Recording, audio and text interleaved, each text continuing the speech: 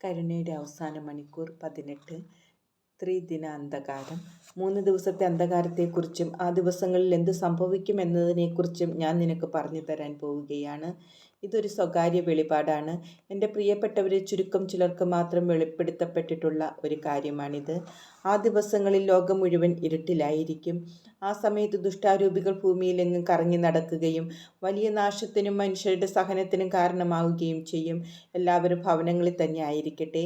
ഈ സമയത്ത് ഒരു വലിയ ശുദ്ധീകരണം സംഭവിക്കും. അപ്പോൾ ആത്മീയമായി തങ്ങളെ തന്നെ ഒരുക്കിയിട്ടുള്ളവർ സംരക്ഷിക്കപ്പെടും. അങ്ങനെ ഒരുങ്ങാത്തവർക്ക് കൊടിയ സഹനമുണ്ടാകും. ആ 3 ദിവസങ്ങളിൽ ഒന്നും തന്നെ ദൃശ്യമായിരിക്കില്ല.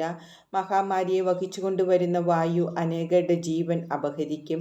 അതിൽ എൻ്റെ മതത്തിൻ്റെ ശത്രുക്കളും ഉൾപ്പെടും. ആശീർവദിച്ച മെഴുകുതിരികളല്ലാതെ മനുഷ്യനിർമ്മിതമായ മറ്റൊരു വെളിച്ചവും ആ നാളുകളിൽ ഉപയോഗിക്കാൻ സാധിക്കുകയില്ല. സർവ്വലോകത്തെയും ബാധിക്കുന്ന ഈ അന്ധകാരത്തിൻ്റെ 3 ദിവസങ്ങളിൽ കർത്താവ് ഉടനെ തന്നെ മാനസാന്തരപ്പെടുത്തുന്ന ചുരുക്കം ചിലരൊഴികെ അറിയപ്പെടാത്തവരുമായ സഭയുടെ എല്ലാ ശത്രുക്കളും നശിക്കും. അന്തരീക്ഷത്തിലെങ്ങും ദുഷ്ടാരൂപികൾ വ്യാപിക്കും. അവ വൃത്തികെട്ട പല രൂപങ്ങളിലും പ്രത്യക്ഷപ്പെടും. എൻ്റെ കുഞ്ഞെ, ഇതറിഞ്ഞിരിക്കുക. മുൻകൂട്ടി അറിയിക്കാതെ ദൈവം ഒരിക്കലും മനുഷ്യരെയോ തൻ്റെ ഏതെങ്കിലും സൃഷ്ടികളെയോ ശിക്ഷിക്കുന്നില്ല. ക്രിസ്ത്യാനികൾക്കോ ദൈവത്തിൻ്റെ ജനത്തിനോ പ്രത്യാശ നഷ്ടപ്പെട്ടു എന്ന് തോന്നുന്ന സമയം വരുമ്പോൾ ഒരു മഹാത്ഭുതം പ്രവർത്തിക്കാൻ ദൈവം തന്നെ നിർബന്ധിക്കും. അതിനെയാണ് ചില പ്രവാചകർ ഭയാനകമായ സംഭവം എന്ന് വിളിച്ചിരിക്കുന്നത്. അതുകൊണ്ട് ഈ സംഭവങ്ങൾ എല്ലാവരെയും ഭയപ്പെടുത്തുമെങ്കിലും സത്യമായും വിശുദ്ധരായവർക്ക് ഇവ കൊണ്ട് യാതൊരു ഉപദ്രവവും ഉണ്ടാകുകയില്ല. പിന്നെയോ ഇവയെല്ലാം ദൈവത്തിൻ്റെ ശിക്ഷയുടെ സമാപനം കുറിക്കുന്നു എന്നറിഞ്ഞ് നാം ആശ്വാസം കൊള്ളണം. മുൻകാലങ്ങളിൽ നിന്റെ സഹോദരരോട് പറഞ്ഞിട്ടുള്ള ഇതേ കാര്യം നിന്നോട് ഞാൻ പറയുന്നു. വരാനിരിക്കുന്ന അന്ധകാരത്തിൻ്റെ ദിനങ്ങൾക്കായി നിങ്ങൾ ഒരുങ്ങുന്നതിനു വേണ്ടിയാണ്. ആ ദിവസങ്ങളിൽ ശൈത്യം അതികഠിനമായിരിക്കും. കാറ്റ് ആഞ്ഞു വീശും. ഇടിമിന്നലും അതിനെ തുടർന്നുണ്ടാകുന്ന ഇടിമുഴക്കവും കേൾക്കുമ്പോൾ എല്ലാ വാതിലുകളും ജനലുകളും അടയ്ക്കുക. വീട്ടിന് പുറത്തുള്ള ഒരാളോട് പോലും സംസാരിക്കരുത്. ഭൂകമ്പം സംഭവിക്കുമ്പോൾ പുറത്തേക്ക് നോക്കരുത്. കാരണം ദൈവത്തിൻ്റെ ക്രോധം പരിശുദ്ധമാണ്. ഈ ഉപദേശം നിരസിക്കുന്നവർ ഉടനടി കൊല്ലപ്പെടും. കാറ്റ് അതിനൊപ്പം വിഷവാതകങ്ങൾ കൊണ്ടുവരികയും ഭൂമിയെ ആവരണം ചെയ്യുകയും ചെയ്യും. നിഷ്കളങ്കരായിരിക്കെ സഹിക്കുകയും മരിക്കുകയും ചെയ്യുന്നവർ രക്തസാക്ഷികളായിരിക്കും. അവർ എൻ്റെ രാജ്യത്തിൽ എന്നോടൊത്തായിരിക്കുകയും ചെയ്യും. ആ ദിവസങ്ങളിൽ അവർ വിജയിക്കും. 3 രാത്രികൾക്ക് ശേഷം ഭൂകമ്പവും അഗ്നിയും ശമിക്കും. 19. ത്രിദിനാന്തകാരത്തിനായി ഒരുങ്ങുക. നിങ്ങൾക്കൊരുങ്ങാനുള്ള വഴികൾ ഇവയൊക്കെയാണ്. പാപങ്ങളെക്കുറിച്ച് അനുതപിക്കുക, അതായത് പാപങ്ങളെ വെറുത്തുപേക്ഷിക്കുകയും അവയിൽ നിന്ന് പിന്തിരിയുകയും ചെയ്യുക. എന്നാൽ ഞാൻ നിങ്ങളോട് പറയട്ടെ, പരിഹാരം ചെയ്യുന്നില്ലെങ്കിൽ നിങ്ങളെല്ലാവരും നശിക്കും. വ്യക്തിപരമായി എന്നെ നിങ്ങളുടെ കർത്താവും രക്ഷകനുമായി ഏറ്റുപറയുക.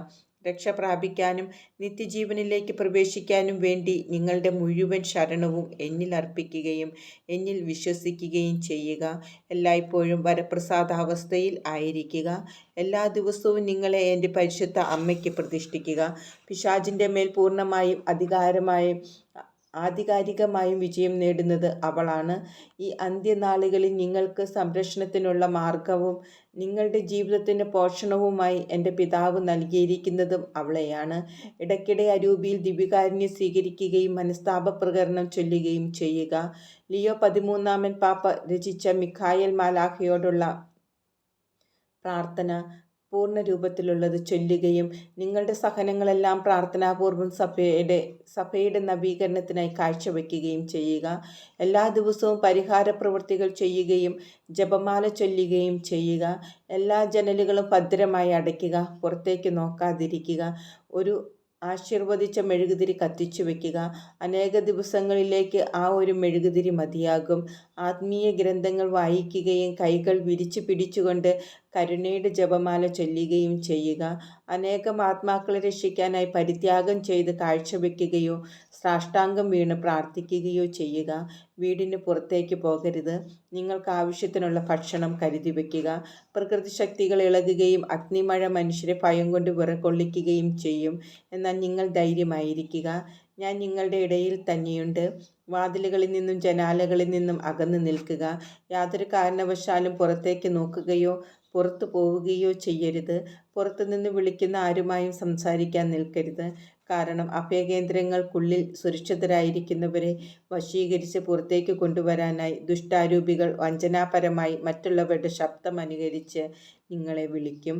പുറത്തേക്ക് നോക്കുകയോ പുറത്തു പോവുകയോ ചെയ്യുന്ന ഏതൊരാളും ഉടനടി കൊല്ലപ്പെടും. വെഞ്ചിരിച്ച മെഴുകുതിരി കത്തിച്ചു വയ്ക്കുക. നിങ്ങൾക്ക് പ്രകാശം കിട്ടാൻ ഇത് മാത്രമേ ഉപകരിക്കുകയുള്ളൂ. എന്നാൽ ഇവ ദൈവഭയമില്ലാത്തവരുടെയും പാപികളുടെയും ഭവനങ്ങളിൽ കത്തുകയില്ല. വിശ്വാസികളുടെ ഭവനങ്ങളിൽ ഒരിക്കൽ കത്തിച്ചാൽ അത് പിന്നെ ഒരിക്കലും അണഞ്ഞു പോവുകയുമില്ല.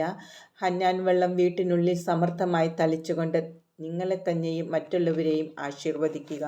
എപ്പോഴും പ്രാർത്ഥിക്കുകയും ദൈവവചനം ധ്യാനിക്കുകയും എൻ്റെ അമ്മയുടെ മാധ്യസ്ഥം യാചിക്കുകയും ചെയ്യുക.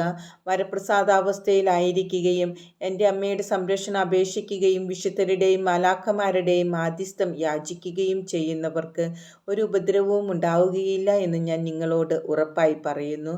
ഇത് സംഭവിക്കുമ്പോൾ യാത്രയിലായിരിക്കുകയും അഭയകേന്ദ്രങ്ങളിൽ എത്തിപ്പെടാൻ സാധിക്കാതിരിക്കുകയും ചെയ്യുന്നവരെ സംബന്ധിച്ചിടത്തോളം അവർ പ്രസാദപരാവസ്ഥയിലായിരിക്കുകയും നിത്യപിതാവായ ദൈവത്തോട് അനുരഞ്ജനപ്പെട്ടിരിക്കുകയും ചെയ്യുന്നവരാണെങ്കിൽ രക്തസാക്ഷികളായി മരിക്കുകയും സ്വർഗത്തിലേക്ക് എടുക്കപ്പെടുകയും ചെയ്യും.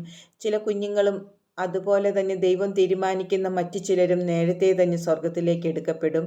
അതവരെ ആ ദിവസങ്ങളുടെ ഭീകരതയിൽ നിന്ന് രക്ഷിക്കാൻ വേണ്ടിയത്രേ. അതുകൊണ്ട് എൻ്റെ മക്കളെ, ഭയപ്പെടാതിരിക്കുക. ദൈവത്തിൻ്റെ സംരക്ഷണത്തിൽ നിങ്ങൾക്ക് വിശ്വാസമില്ലാതിരിക്കുന്നത് ദൈവത്തെ വേദനിപ്പിക്കുന്ന കാര്യമാണ്. ഇപ്പോൾ വെളിപ്പെടുത്തി തന്നിട്ടുള്ള സമയത്തിലേക്കും അടയാളങ്ങളിലേക്കും നിങ്ങൾ അടുത്തുകൊണ്ടിരിക്കുകയാണ്. അനേകർ അതുവഴിയായി കഴുകി വെടിപ്പാക്കപ്പെടുകയും ശുദ്ധീകരിക്കപ്പെടുകയും നിർമ്മലരാക്കപ്പെടുകയും ചെയ്യും. നിങ്ങളിൽ ആരെല്ലാം തൻ്റെ വചനം അനുസരിക്കുമെന്ന് കണ്ടറിയാനായി എൻ്റെ പിതാവ് നിങ്ങളെ എല്ലാവരെയും പരീക്ഷിക്കുകയാണ്. എന്നാൽ ദുഷ്ടത പ്രവർത്തിച്ചു കൊണ്ടിരിക്കും. ദുഷ്ടരാരും ഈ സത്യങ്ങൾ ഗ്രഹിക്കുകയില്ല. എന്നാൽ ജ്ഞാനികൾ ഗ്രഹിക്കും.